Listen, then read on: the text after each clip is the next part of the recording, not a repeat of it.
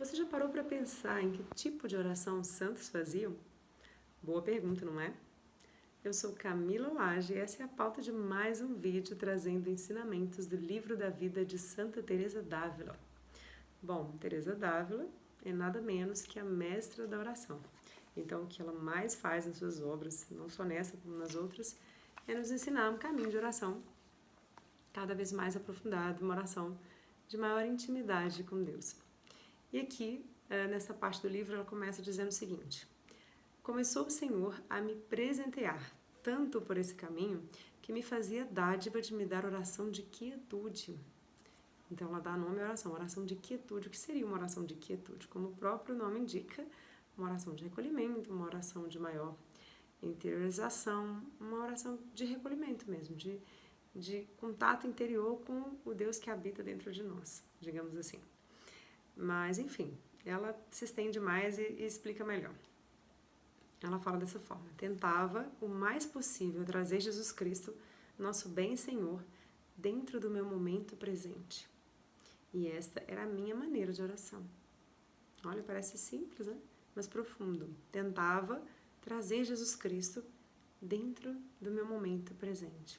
Então, Teresa nos ensina aqui uma forma de oração que ela viveu, que é trazer essa presença do Jesus no nosso momento hoje.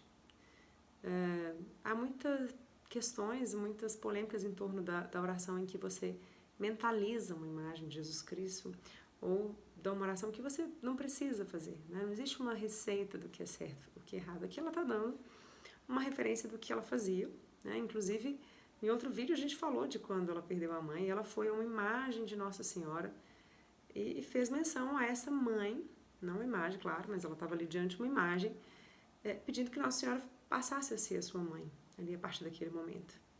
E assim ela disse que Nossa Senhora atendeu. Então a imagem, o ver a imagem, o projetar essa imagem mentalmente, ela certamente, segundo Teresa, nos ajuda a entrar em clima de oração. Então ela fala, essa era a minha maneira de oração. E ela acrescenta, se pensava em algum dos passos de Jesus, eu representava interiormente. Ela representava essa imagem interiormente, ainda que o maior tempo eu gastava lendo bons livros. Aí ela acrescenta algo importante para ela, que até para ajudá-la a ter esse recolhimento, ter essa vida essa oração, né, mais de interiorização, ela falava que gastava um bom tempo lendo bons livros, que era a minha única recreação. Então essa é uma outra dica, a gente está aqui justamente partilhando o livro. Essa então é uma dica importante de Teresa d'Ávila.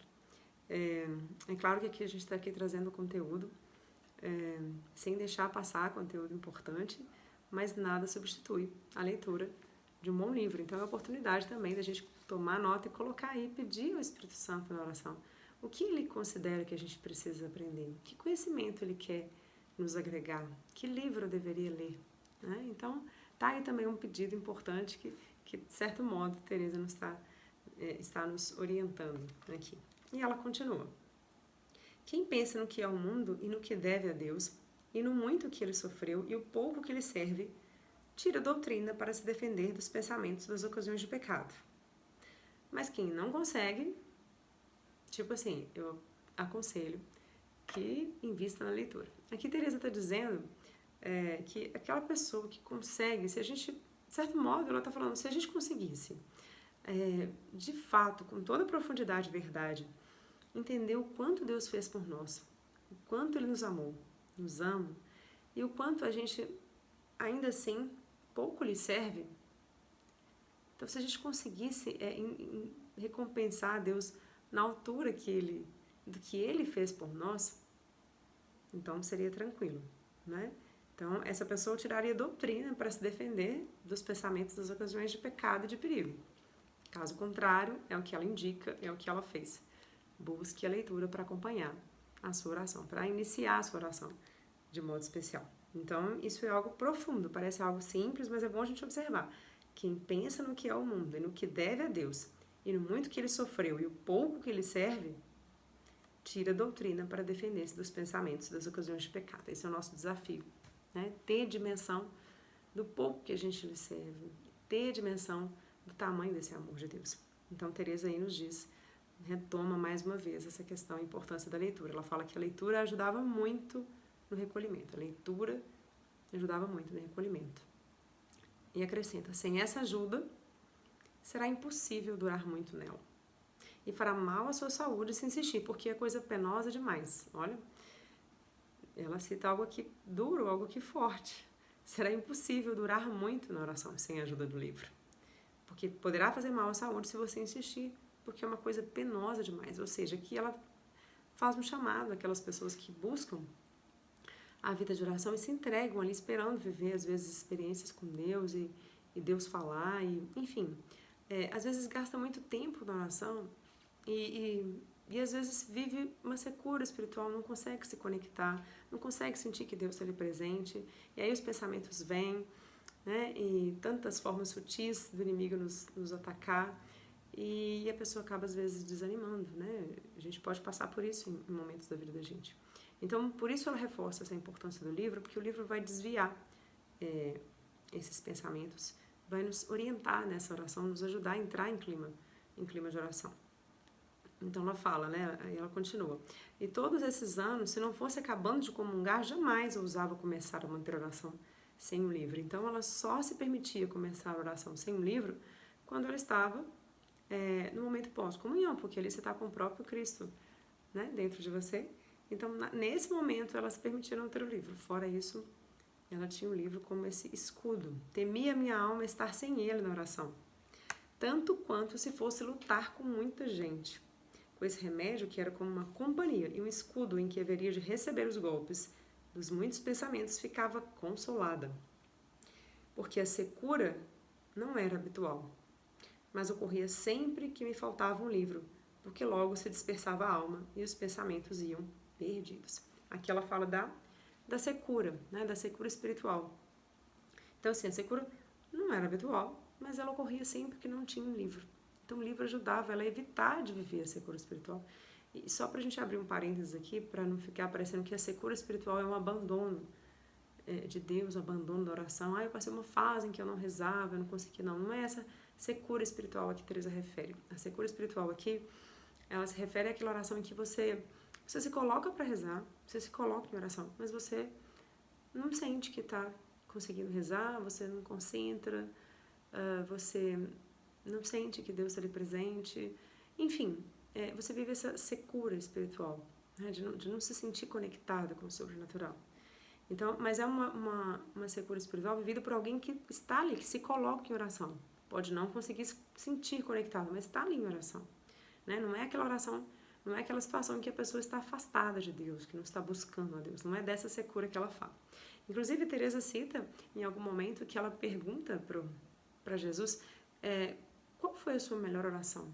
Qual dia que ela rezou melhor? Para entender de Deus, né, o caminho, digamos assim. E nos gera até uma expectativa essa pergunta, né? Mas a resposta de Jesus foi muito sábia. Ele disse que foi aquele dia em que ela ficou na capela contando os tijolos, porque certo dia, Teresa, vivendo uma secura espiritual, né, distraída, não conseguia rezar, mas ela estava ali na capela, se colocou ali, como ela sempre se colocava, para rezar e ficou ali contando os tijolos da capela. Então Jesus fez referência a este dia, né, porque ele acolheu muito bem, porque por maior a secura que ela estava vivendo, ela não se afastou, ela não deixou de se colocar na presença dele. Ela estava ali, por mais que não estivesse conectada ali com o sobrenatural, mas ela estava ali e Jesus recolheu aquela entrega dela. Olha que bonito isso. Então, o dia que menos ela considerou foi o dia que Jesus reconheceu como gesto de grandeza da parte dela, por ter se colocado ali mesmo indisposta, digamos assim, né? Então, ela fala, e aí Teresa acrescenta, para fechar, com a leitura eu começava a recolher. E eu começava a os recolher, né? Com a leitura ela começava a recolher os pensamentos dispersos que vinham, né? E como por afagos conduzia a alma. E muitas vezes, abrindo o livro, não era preciso mais. Outras vezes lia pouco, outras muito, conforme a dádiva que o Senhor me fazia. O próprio Jesus conduzia o que ela devia ler. Às vezes era só abrir, ler uma palavra, aquela palavra já colocava ela, né? Enfim, às vezes acontece isso com a gente, né? De ler uma palavra, tirar uma mensagem. Então, o próprio Jesus conduzia o quanto ela deveria ler, o quanto ela precisava, né? Então, tá aí uma outra orientação, né? Da gente começar na oração buscando um livro, e não só buscando, mas também, antes disso, pedir ao Senhor o que eu devo buscar, o que eu devo ler. Para quem está me ouvindo, por que está aqui ouvindo Teresa Dávila? Certamente algum sentido tem, né? Certamente Deus te colocou para ouvir. Então, assim, a gente tem que começar a entender, da mesma forma como um dia eu a conheci e muita diferença ela fez. Então, a gente tem que observar, e tantos santos, tantos ensinamentos estão por aí. Vamos pedindo ao Senhor, começar uma oração, entregando ao Senhor que conhecimento Ele tem para nós, onde eu devo buscar, o que pode me ajudar a ter uma vida de oração melhor. A gente está aqui falando sobre isso, né? Mas, de um modo geral, na nossa vida, não só aqui, quantas fontes de inspiração, de orientação espiritual para a gente viver uma vida de oração melhor. Então, a gente tem que colocar tudo isso na nossa vida de oração. Buscar essa intimidade com Deus. Pena que a gente não consegue sempre, né? E aí vem a secura espiritual. Ora, a gente está numa intimidade com Deus, ora não. Aí a gente não pode desanimar, preciso perseverar.